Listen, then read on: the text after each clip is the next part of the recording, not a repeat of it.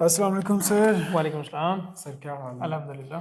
Sir recently मेरा interest develop हुआ है इन्वेस्ट करने में। हम्म। कुछ टर्म्स का मुझे आइडिया हुआ है, जैसे स्टॉक एक्सचेंज हो गया, म्यूचुअल फंड्स हो गया, फॉरेक्स हो गया, लेकिन मुझे इनका बिल्कुल भी आइडिया नहीं है। कुछ गाइड करें। चलिए आपको ज़रूर गाइड करते हैं, बट सबसे पहले बताएं कि आपकी एज क्या है, कहीं पे जॉब करते हैं या कोई बिजनेस है आपका?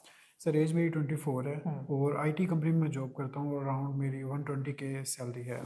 मंथली सारे एक्सपेंसेस को निकाल दें तो कितनी सेविंग कर लेते हैं? सेविंग अराउंड 30 से 35% हो जाता है। सही। वैसे जो आपकी एज है ना, ये परफेक्ट टाइम है इन्वेस्टमेंट के लिए। लोगों को तो बड़ा टाइम लग जाता है, अगर आप फ्यूचर सिक्योर करना चाहते हैं तो बड़ा अच्छे टाइम पे आप सोच रहे हैं। ठीक है। जो आपने बात की है ना कि तीन आपने एक्चुअली बातें की है जी, स्टॉक एक्सचेंज, म्यूचुअल फंड्स और फॉरेक्स। हम्म। पहले आपको समझना पड़ेगा कि ये इनके डायनामिक्स क्या है, इनमें क्या रिस्क है। जब आपके सामने सारी क्लियर पिक्चर हो ना, तो उसके बाद आप इन्वेस्टमेंट का सोच सकते हैं। तो ये एक सीटिंग में नहीं होगा, इसके लिए तकरीबन को 20-25 इससे भी ज़्यादा हमें कोई इस तरह की सेटिंग्स करना पड़ेंगी। जब आपको सारी चीज़ें क्लियर हों तो फिर आप इन्वेस्टमेंट का सोचिएगा। तो मैं आपको बड़ी सिंपल वे में सबसे पहले बता देता हूँ। स्टॉक एक्सचेंज की अगर हम बात करें, तो जिस कंपनी में आप काम करते हैं वो स्मॉल मीडियम स्केल की कंपनी है या बड़ी कंपनी हो? वो एक मीडियम ही है। अच्छा, जब स्मॉल या मीडियम स्केल की कंपनी होती है ना, तो वो अपने कारोबार या अपना बिजनेस चलाने के लिए जो उसके ओनर्स हैं, या तो वो उसे पैसा दे दें ठीक या है। वो बैंक से लोन वगैरह ले लेती है। जब कंपनी ने बहुत बड़े लेवल पे एक्सपैंड करना हो, तो फिर वो आम आवाम के पास जाती है, आपके पास, मेरे पास, ऑडियंस के पास, कि उसके जो हिस्से हैं, शेयर्स हैं, वो को बाय करे। इन रिटर्न कंपनी के पास पैसा है और वो अपने निज़ाम को चलाए। ठीक है। फिर अगर वो, लेकिन इस तरह डायरेक्ट नहीं कर सकती, वो पाकिस्तान स्टॉक एक्सचेंज पे उसकी प्रॉपर लिस्टिंग होती है। तो सही। पाकिस्तान स्टॉक एक्सचेंज में आज की डेट में कोई 500 से ज़ायद कंपनीज हैं जो कि लिस्टेड हैं, जिनकी डेली बेसिस पे उनकी बाइंग एंड सेलिंग होती है।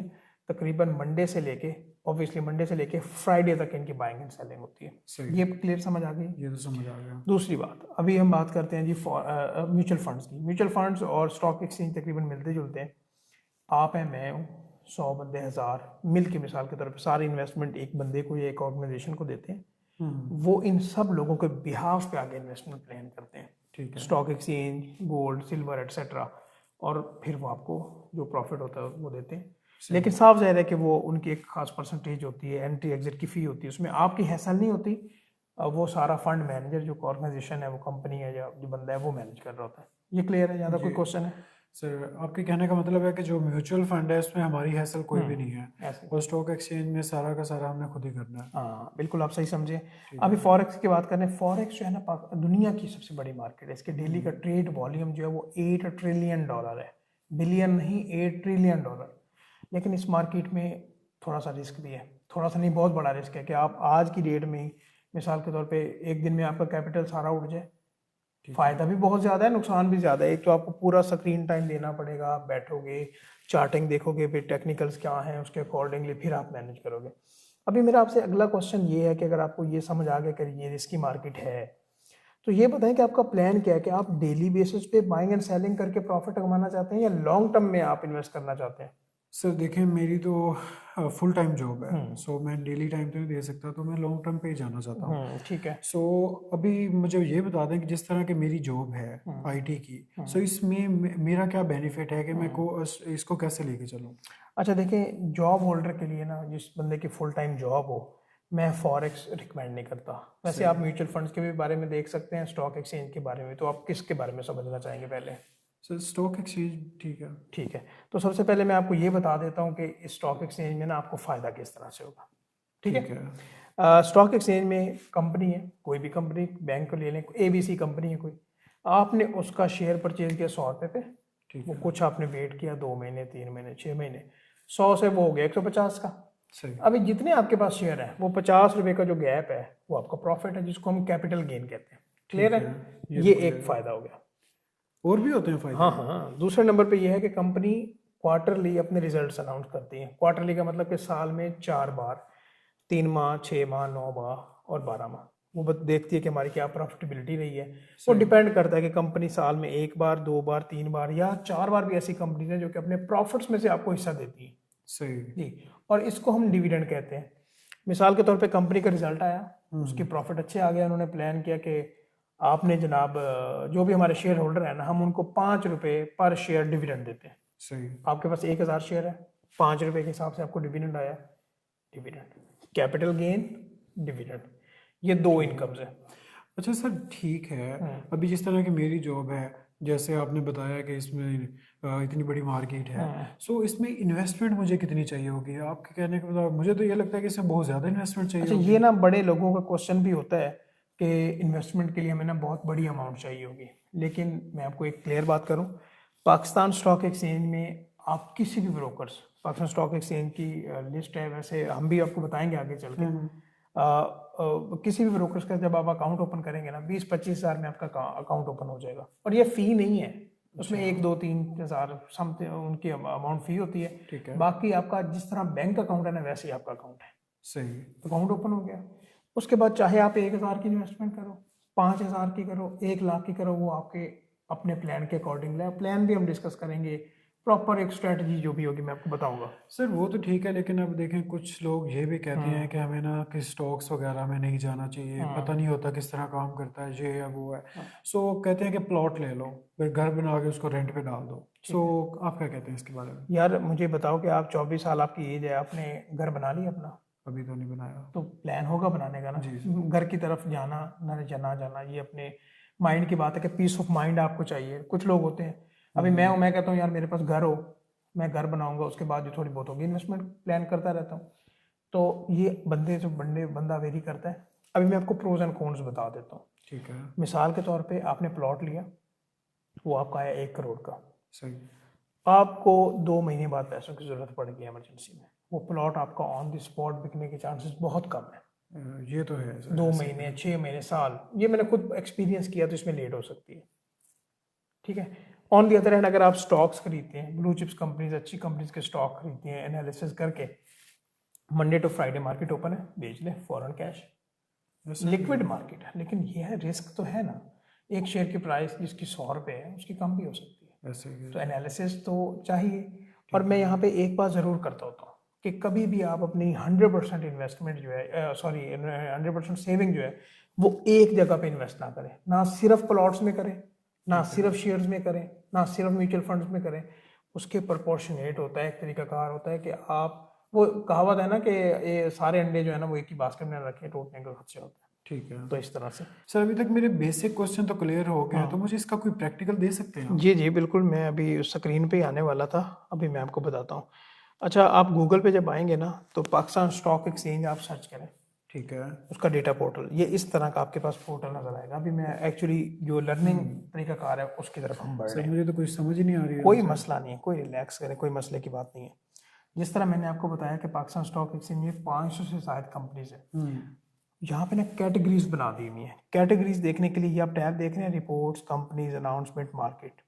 मार्केट में हम आएंगे, ये सेक्टर समरी के ऑप्शन है, यहाँ पे मैं क्लिक करता हूँ, मेरे सामने यहाँ पे कैटेगरीज आ जाएंगे। अभी इसको हम एक्सप्लोर करते हैं।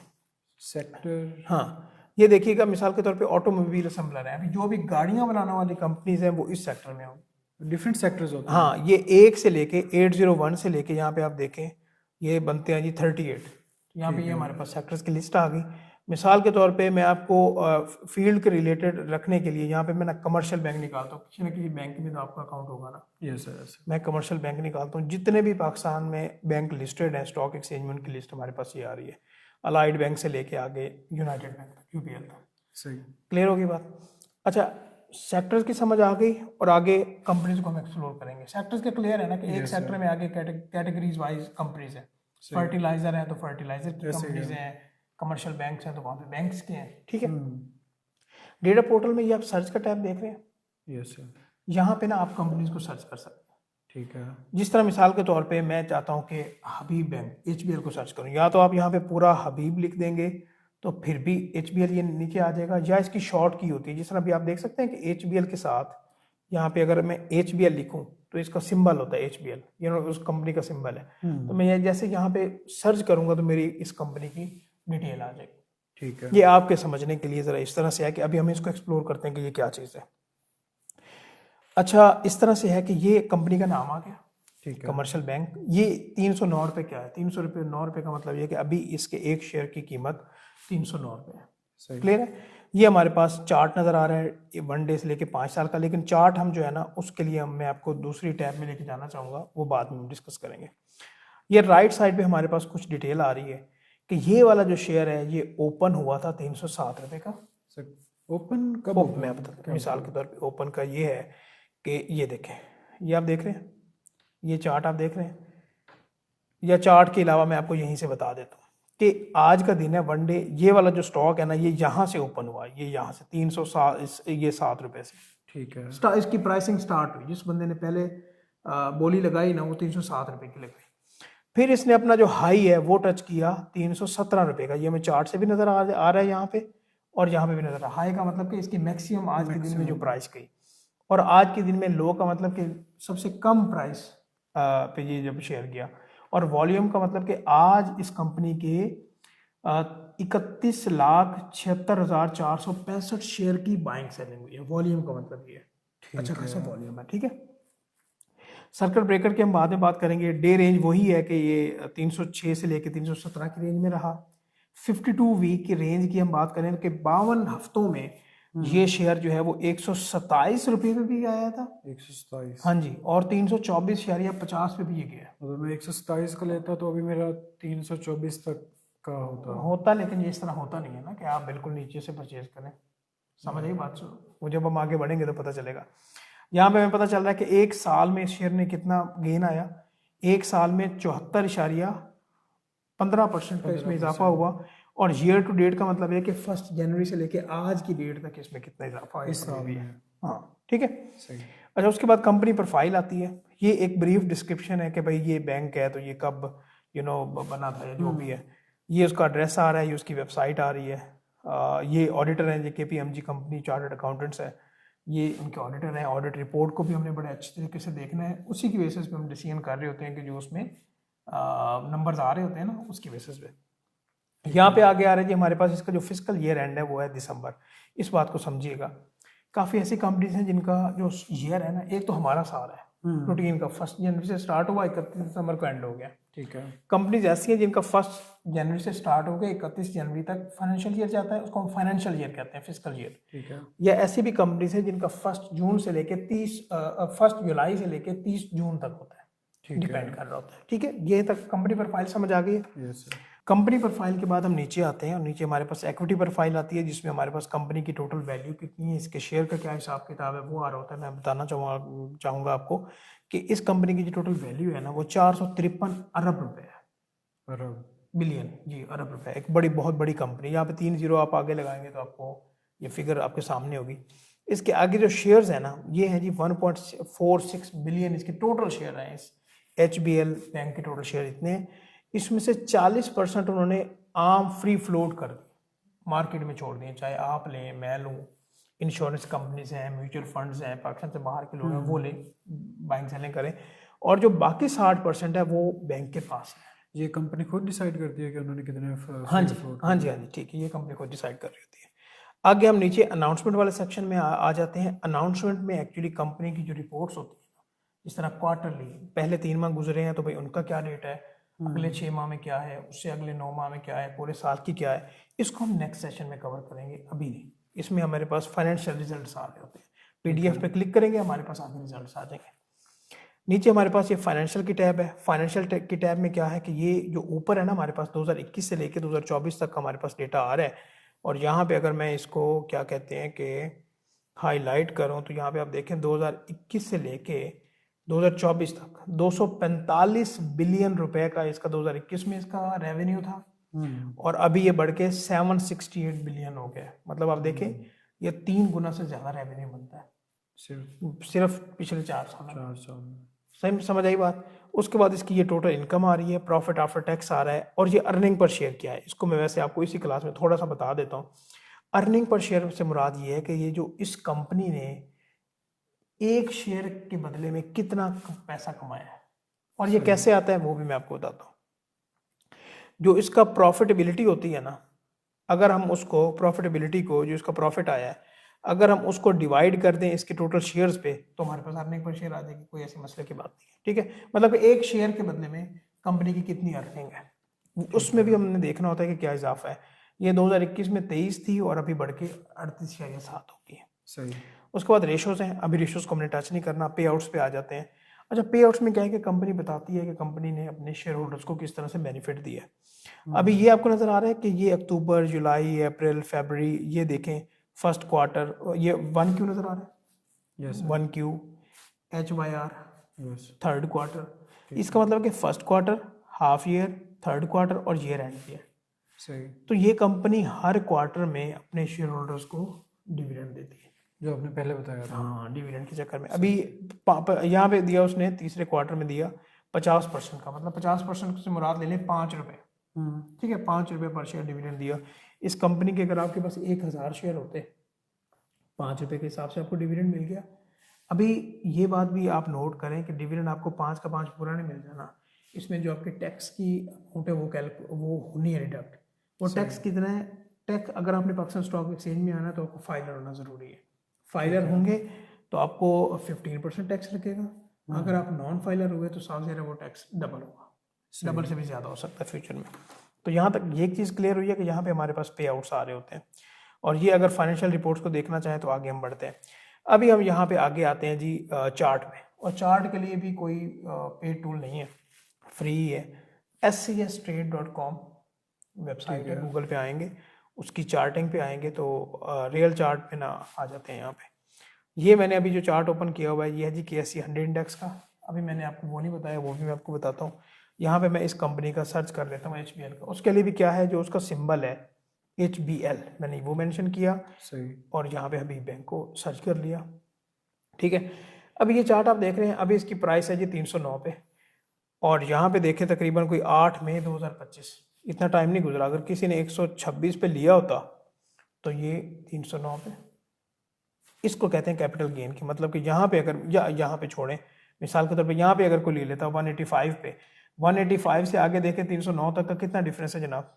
सर ये इतना इजी होता है जितना वैसे नहीं, नजर आ रहा है? इतना इजी नहीं होता कि आप ऐसे नहीं, आपके माइंड में क्या है कि अभी मैंने आपको जो समझाया है, कंपनी कैपिटल गेन भी देती है, डिविडेंड देती है, तो कंपनी को कैसे क्या करें हम? कोई भी सर कंपनी, वही जो पॉपुलर हो गए हम वही ले लेंगे। बात एक हद तक ठीक है पॉपुलर, लेकिन इसका प्रॉपर एनालिसिस होता है। और मैं अभी आपको बता भी देता हूँ कि हमारा स्ट्रक्चर क्या होगा। मिसाल के तौर पे जब हम कंपनी को एनालाइज कर रहे होंगे तो मैं आपको समझाऊंगा कि इसके फाइनेंशियल्स, जिसमें इनकम स्टेटमेंट, बैलेंस शीट, इसके बाकी जो फाइनेंशियल्स हैं उनको हमने एनालाइज कैसे करना है। ठीक है। सिंपल वे में, आपका IT का बैकग्राउंड है, ऑडियंस का कोई और बैकग्राउंड होगा तो उसको समझाएंगे डिटेल में, सिंपल वे में। जब फाइनेंशियल एनालिसिस कवर कर लेंगे तो फिर उसमें हम मैनेजमेंट को एनालाइज करेंगे। ऐसे भी होता है कि कंपनी तो बड़ी अच्छी है, उसका बिजनेस बड़ा आउट क्लास है, लेकिन उसकी मैनेजमेंट नाकार है, जिसकी वजह से कभी भी जो उसके इन्वेस्टर्स होंगे उनको बेनिफिट आएगा ही नहीं। ऐसा भी होता हाँ है? जी, तो उसकी मैनेजमेंट को भी एनालाइज करना काफ़ी ज़्यादा ज़रूरी है। जब हम ये दोनों काम कर लेंगे तो फिर टेक्निकल्स, ये चार्ट्स को कैसे हमने रीड करना है, इसमें फिर हम देखेंगे कि मार्केट साइकोलॉजी क्या होती है। कि मिसाल, ये अभी तो आपने काम नहीं ना किया स्टॉक एक्सचेंज, नहीं। हमारे पास ऐसे लोग आते हैं, वो कहते हैं सर जैसे ही हम शेयर परचेज करते हैं, ये 277 पे शेयर किसी ने परचेज किया यहाँ पे, और वो आ गया जी कितना, 245 पे, मतलब कि जैसे परचेज करते हैं मार्केट बैठ जाती है। तो भाई एनालिसिस करेंगे, आपको समझ आएगी तो ऐसा नहीं होगा, उसकी प्रोबेबिलिटी कम होगी। टेक्निकल्स को एनालाइज करेंगे, मार्केट साइकोलॉजी देखेंगे, और फिर हम प्रॉपर प्लान डिस्कस करेंगे कि एक्चुअली हमारी प्लानिंग क्या होनी चाहिए इन्वेस्टमेंट को लेके। ठीक है। उस प्लान को हम रिविजिट करेंगे हर क्वार्टर में आके, कंपनीज के कैसे रिजल्ट्स आ रहे हैं। तो इसके लिए हमें को 20-25 या शायद इससे भी ज़्यादा सेटिंग्स करनी पड़ जाए। तो यहाँ तक टेक्निकल्स की बात है। अभी तक अगर हम बेसिक बात करें तो आपको कुछ समझ आइए? सर बेसिक तो समझ आ गई है कि क्या हो रहा है। हाँ, सो अभी मुझे ये है कि इसके बारे में और सीखना पड़ेगा। साफ जाहिर है कि अभी तो आपको पता चला ना कि कैसे फ़ायदा होता है, एक बर्ड आई ओवरव्यू आ गया आपके पास। अभी अगले सेशन से हम इसके डीप डाउन घुसेंगे, समझेंगे चीज़ों को। जब चीज़ें आपके सामने क्लैरिटी में आ जाएं, उसके बाद आप अच्छा डिसीजन करके इन्वेस्टमेंट की जर्नी जो है वो स्टार्ट कर सकते हैं। ठीक है सर। ठीक है जी, ओके। चले मिलते हैं फिर नेक्स्ट सेशन में। Okay sir.